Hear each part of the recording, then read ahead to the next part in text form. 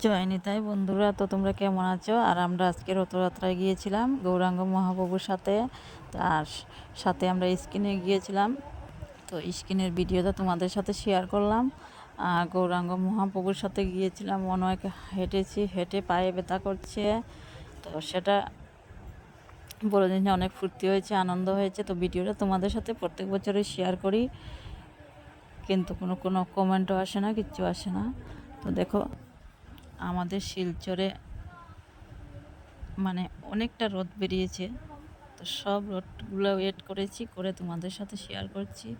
দেখতে পাবে ছোটো বাচ্চারারও একটা রথ আছে, সেটাও তোমাদেরকে দেখাবো, সাথে থাকো, দেখতে পাবে। তো ভিডিওটা তোমাদের সাথে শেয়ার করলাম, দেখে কেমন হয়েছে কমেন্টে বলবে। আর দেখো, অনেক ভিড়, আর এত গরম দিয়েছে, তোমাদেরকে কি বলবো, অনেক গরম দিয়েছে। শরীরটা ঘেমে একবারে লুতুপুতু হয়ে গেছে, কিন্তু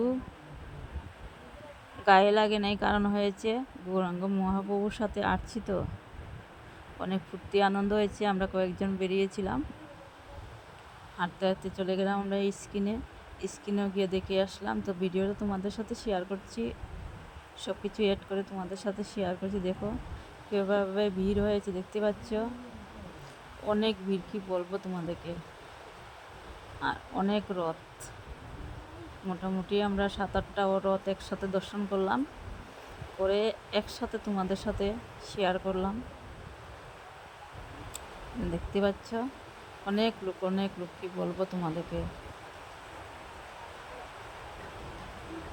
মনে হয়েছে রথ যেন আমাদের বাড়িতেই চলে আসছে।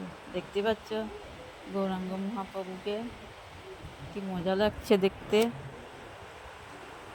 দেখতে পাচ্ছ।